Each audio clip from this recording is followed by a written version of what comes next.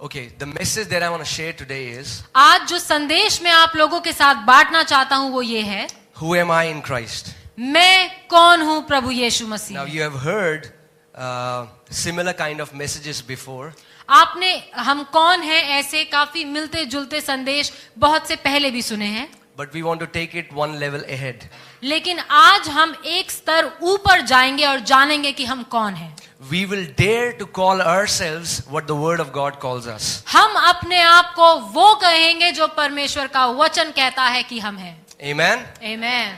Okay, so first thing is that the quality of your life is defined by the attitude you have towards the Word of God. आप जिस तरीके का जीवन जी रहे हैं वो इस बात से पता चलता है कि आप परमेश्वर के वचन को कैसा लेते हैं? आप परमेश्वर के वचन को कैसे लेते हैं। Okay, the attitude you have towards the Word defines everything in your life. आप परमेश्वर के वचन को अपने जीवन में किस प्रकार ग्रहण करते हैं या किस प्रकार अपनाते हैं, ये आपका जीवन दर्शाता है। If you are living a defeated life, that is not because somebody has done witchcraft over you. यदि आप एक हारा हुआ जीवन जी रहे हैं, इसका मतलब ये नहीं है कि किसी ने आपके जीवन में कोई जादू टोना किया है, Or Satan is after your life. और या फिर शैतान आपके जिंदगी के पीछे पड़ा है। It is because you have not rooted and grounded yourself in the Word of God. जो कारण है कि आप एक हारा हुआ जीवन जी रहे हैं, कारण ये है कि आपने अपने आप को परमेश्वर के वचन में स्थिर नहीं किया है। Okay? The Word is Father speaking to us. ये जो वचन है ये पिता है जो हमसे बात कर रहा है। This is not a message of an ordinary book, ये किसी साधारण सी किताब का कोई संदेश नहीं है, but it is the Father speaking to us. लेकिन ये पिता है जो सीधा हमसे बात कर रहा है।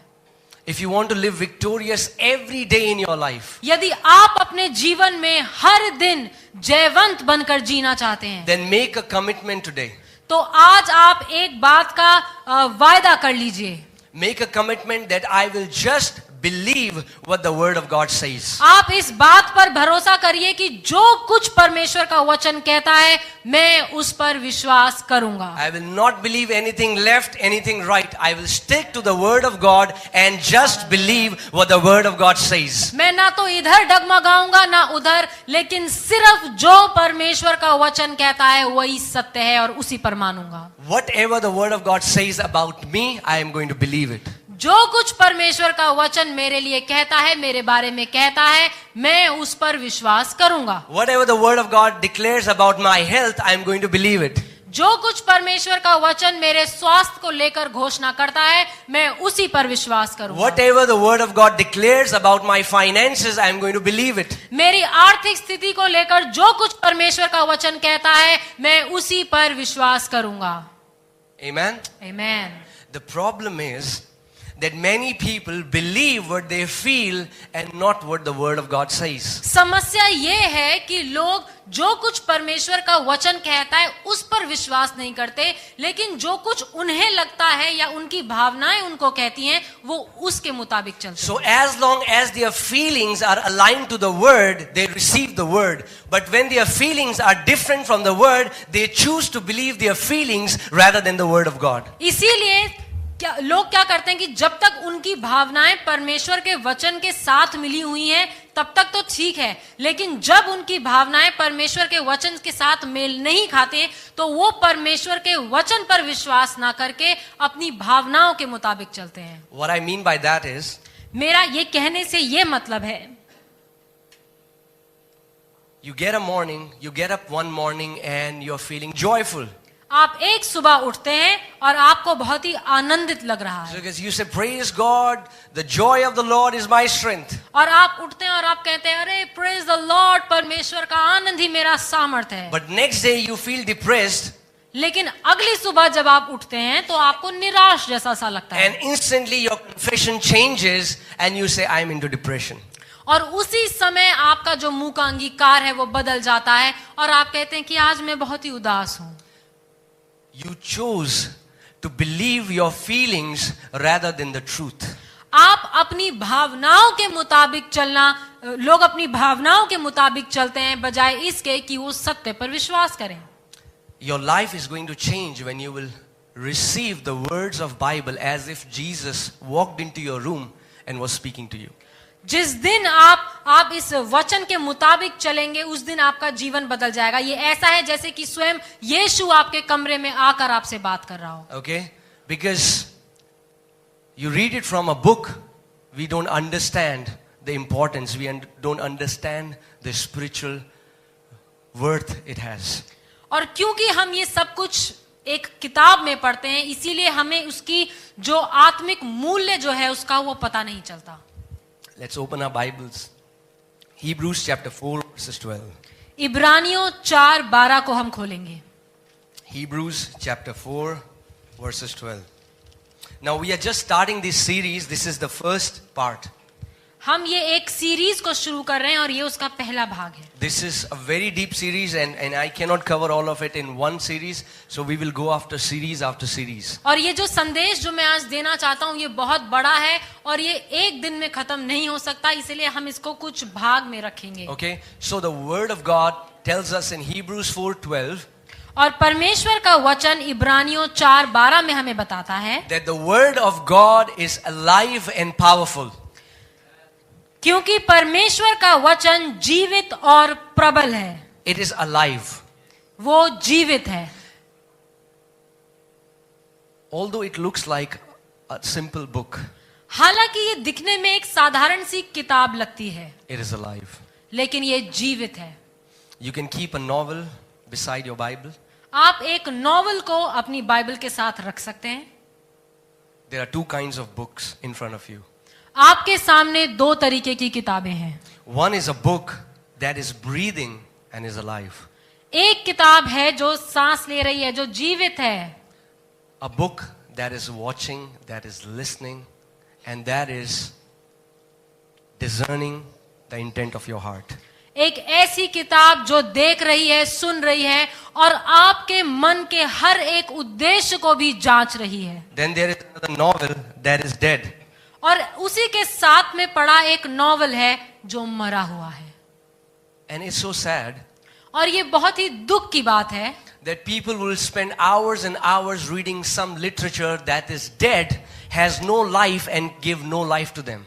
और ये दुख की बात है कि लोग घंटों और घंटों बिता देते हैं अलग अलग तरीके की किताबें पढ़ने में, जो किताबें जो मरी हुई हैं, जो बात नहीं करती हैं आपसे। Any literature that you read which does not have the word of God in it is dead. ऐसी कोई भी किताब जो आप पढ़ते हैं जिसमें परमेश्वर का वचन नहीं, वो एक मरी हुई पुस्तक है। Okay? And when you will read those dead books, you will start to act like dead people. और जब आप ऐसी पुस्तकें और ऐसी किताबें पढ़ना शुरू करेंगे जिनमें कोई जीवन नहीं, तो आप भी वैसा ही एक जीवन बिताएंगे। And then your confessions will be like those who are dead.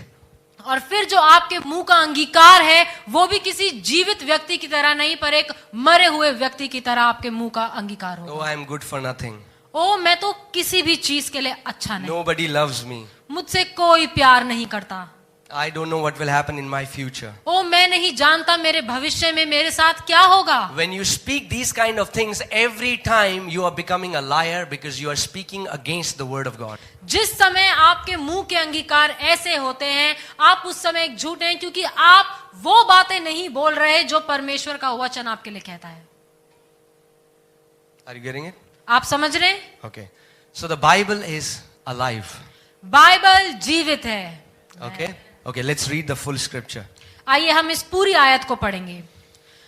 क्योंकि परमेश्वर का वचन जीवित और प्रबल और हर एक दो धारी तलवार से भी बहुत चौखा है और प्राण और आत्मा को और गांठ गांठ और गूदे गूदे को अलग करके आर पार छेदता है और मन की भावनाओं और विचारों को जांचता है। Okay. So we think that we are reading the Bible. हमें लगता है कि हम बाइबल पढ़ रहे हैं, But before we read the Bible reads us. लेकिन इससे पहले कि हम बाइबल पढ़े, बाइबल हमें पढ़ती है। And if we open the Bible with a wrong intent, the Bible is going to shut all the revelations. यदि हम इस बाइबल को खोले एक गलत उद्देश्य के साथ, तो जितने प्रकाशन इसमें है वो हमारे लिए छिप जाएंगे. Sadducees and Pharisees were reading Torah, which talked about Jesus all the time. जो सदूकी और फरीसी थे वो तोरा को इतना पढ़ते थे जिसमें यीशु मसीह के आने के बारे में लिखा था. They had read all the prophecies that he will be called a Galilee, that he will be born in Bethlehem. They had read all of those things. उन्होंने वो सब कुछ पढ़ा था कि वो गलील से आएगा और बेथलेहम में पैदा होगा. उन्होंने वो सब कुछ पढ़ा था. But when that Christ walked in front of them, they were not able to recognize him. लेकिन जब वो यीशु उनके सामने चलकर आया तो वो उस यीशु को पहचान नहीं पाए. The word of God is living. परमेश्वर का वचन जीवित है. It has eyes, it discerns your heart.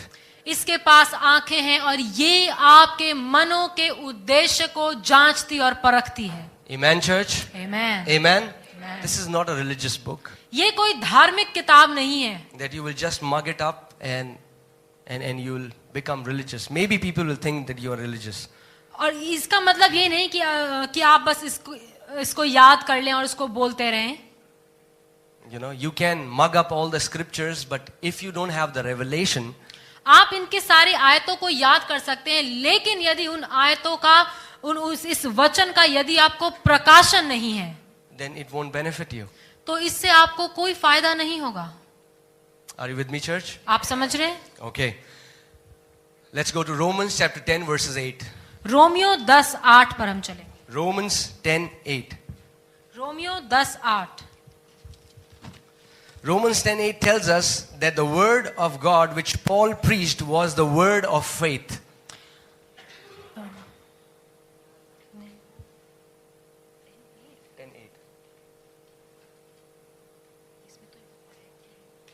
अच्छा, परंतु वह क्या कहती है, यह कि वचन तेरे निकट है, तेरे मुंह में और तेरे मन में है.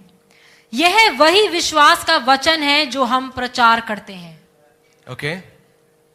God leads his children through his word परमेश्वर अपने लोगों की अगुवाई वचन के द्वारा करता है and through his spirit.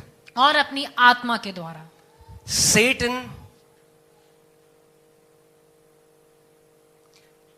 Satan compels people through what they feel.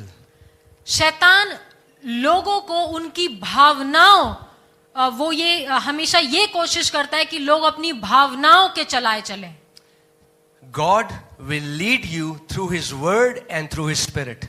परमेश्वर हमेशा अपने लोगों की अगुवाई करेगा अपने वचन और अपने आत्मा के द्वारा. Satan will rule people through their senses. लेकिन शैतान की कोशिश हमेशा ये रहती है कि लोग परमेश्वर के वचन और आत्मा पर नहीं, लेकिन अपनी 5 इंद्रियों या अपने भावनाओं के अनुसार चलें. What I mean by that is God wants you to believe what his word says. Satan wants you to believe what you feel. इसका मतलब यह है कि परमेश्वर चाहता है कि आप विश्वास करें कि उसका वचन क्या कहता है और उस हिसाब से अपना जीवन जिएं. लेकिन शैतान की कोशिश हमेशा यह है कि आप अपनी भावनाओं के अनुसार चलें, जैसा आपको लगता है वैसा. So what happens? Suppose if you are feeling joyful, you say, "Praise God, I am in joy." उदाहरण के तौर पर जैसे कि यदि आप बहुत आनंद में हैं तो आप कहेंगे कि ओ प्रभु का धन्यवाद हो, मैं बहुत आनंद में हूं. So God will say, "You are not in joy because you are feeling joy. You are in joy because my word declares so." और प्रभु कहेगा कि तुम आनंदित इसीलिए नहीं हो क्योंकि तुम्हें आनंदित लग रहा है, लेकिन आनंदित इसीलिए हो क्योंकि मेरा वचन कहता है. God wants to bring us out from the realm of senses, and God wants to put us to a place where we will believe his word, whatever his word says. परमेश्वर चाहता है कि हमें वो उस जगह से निकाले जहां पर हम अपनी भावनाओं के अनुसार चलते हैं और हम उस सिर्फ उसके वचन के अनुसार चलें. Amen. Amen. So the truth in our life will be not what we feel, but the truth in our life is what the word of God declares it to be. जो सच है हमारे जीवन में वो नहीं जो हमारी भावनाएं हमें बताती या हमें कहती हैं, लेकिन जो कुछ परमेश्वर का वचन हमारे बारे में कहता है वही सत्य है. Okay? So I am not healed because I am not going to the doctors and not eating any medicine. I am healed because the Bible says by his stripes I am healed. मैं चंगा हूं इसीलिए नहीं क्योंकि मैं doctor के पास नहीं जा रहा और दवाइयां नहीं खा रहा, लेकिन मैं चंगा इसीलिए हूं क्योंकि परमेश्वर का वचन इस बात की घोषणा करता है कि यीशु के कोड़े खाने से हम चंगे हो चुके Are you हैं. getting it, church? आप समझ रहे Many हैं? people think they are healed because they are not eating medicine. No, that is not why you are healed. You are healed because Bible declares you are healed.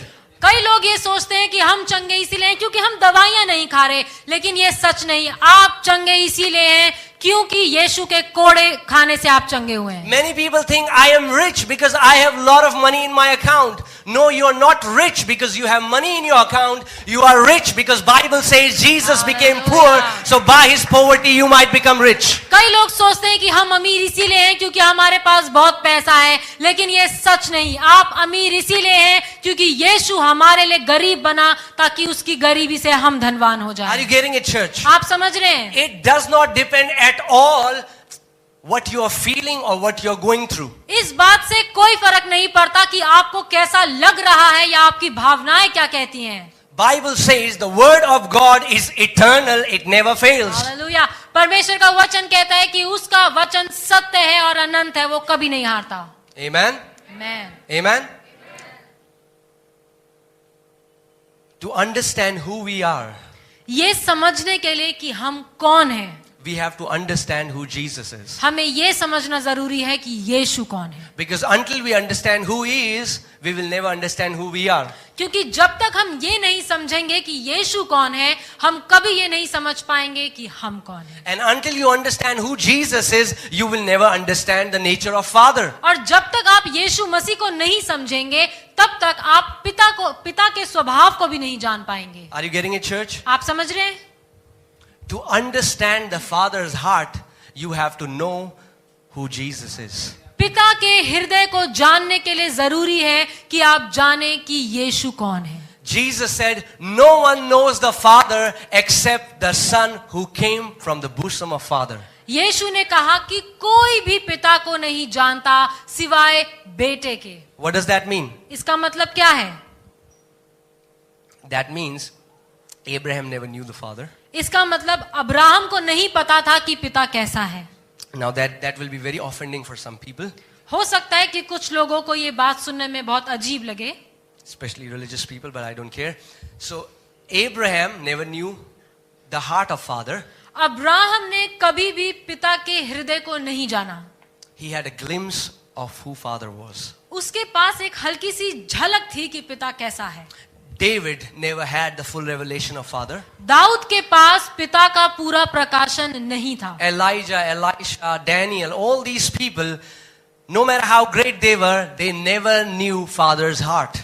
Elia, एलीशा, दानियल, फर्क नहीं पड़ता कितने बड़े बड़े भविष्यद्वक्ता थे, लेकिन इनमें से किसी के पास पिता के हृदय का वो प्रकाशन नहीं था. Only Jesus knew who Father is. सिर्फ और सिर्फ यीशु को पता था कि पिता कैसा है.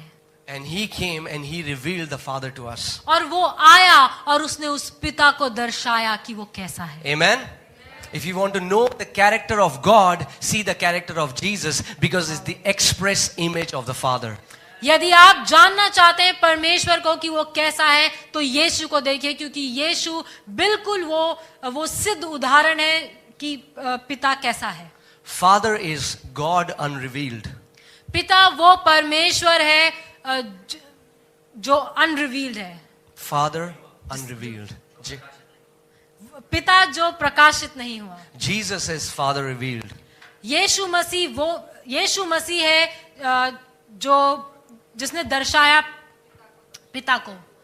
And Holy Spirit is Father poured out. और पवित्र आत्मा है वो पिता जो उंडेल दिया गया.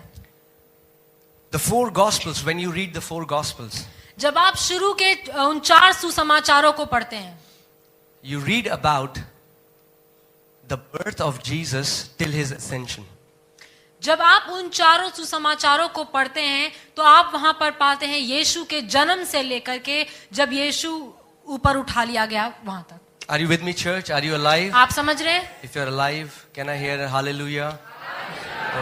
Okay, you're alive. Good thing. We can move on. So, the four Gospels record the earthly ministry of Jesus Christ. जो ये चार सुसमाचार हैं, ये हमें बताते हैं यीशु की सेवकाई जो उसने यहाँ पृथ्वी पर करी. But they tell us no information what happened after Jesus was ascended to the Father. लेकिन वो चार सुसमाचार हमें वो नहीं बताते कि जब यीशु मरकर फिर जी उठा और बादलों में उठा लिया गया, उसके बाद का कुछ नहीं बताते. And real Christianity began when Jesus ascended to the Father. और सच्ची मसीहत वो तभी शुरू होती है जब यीशु मसीह बादलों में उठा लिया गया. And if you don't know what happens after the ascension of Jesus, you will never know who a Christian is. और जब तक आपको ये नहीं पता होगा कि उसके बाद क्या हुआ, तब तक आपको पता नहीं चलेगा. You will worship Jesus as a guru, as a teacher, or maybe as one of the deities. आप तब तक यीशु की आराधना करेंगे एक गुरु या एक देवता की तरह. But you will not know who he is. लेकिन आप कभी ये नहीं जान पाएंगे कि वो यीशु है कौन. But the epistle of Paul, लेकिन पौलुस की जो पत्रियां हैं, they tell us what happened after Jesus was ascended to the Father. लेकिन वो पत्रियां जो पौलुस ने लिखी वो हमें बताती हैं कि यीशु जब वो ऊपर उठा लिया गया उसके बाद क्या हुआ. Because as long as Jesus was living, he was living as a Jew. क्योंकि जब तक यीशु मसीह इस धरती पर जी रहा था तब तक वो एक यहूदी की तरह जी And रहा all his followers were Jews. था. और जितने उसके चेले थे वो सारे भी यहूदी थे. Salvation had not appeared to Gentiles. और जो उद्धार था वो अन्य जातियों के लिए नहीं आया था. Are you getting it? So that's why many people don't understand that they think they are in Christianity but they have entered into Judaism. कई लोग ये सोचते हैं कि वो मसीहत में है लेकिन वो असल में यहूदी जूडाइज्म में आ गए हैं. All their focus is on their fast, all their focus is on their offerings, their repentance and how they can appease God. और उनका सारा ध्यान हमेशा इस बात पर रहता है कि हम कैसे उपवास करें, प्रार्थना करें, दान पुण्य में और प्रार्थना. That's what Jews used to do. यही है जो यहूदी लोग किया करते थे. But Christianity is a totally different breed. लेकिन मसीहत बिल्कुल अलग है. I don't know if I have shared here, but I asked God what true Christianity is. और मैंने एक बार परमेश्वर से पूछा कि प्रभु सच्ची मसीहत क्या है. And this is what he said. और ये है जो प्रभु ने कहा. He said the union of God and man is Christianity. कि मनुष्य और परमेश्वर का जो वो मेल है उसी को मसीहत कहा जाता है. Are you getting it? The union of God and man is called Christianity. परमेश्वर और मनुष्य का वो मेल, वो संगम, उसी को मसीहत कहा जाता है. Amen.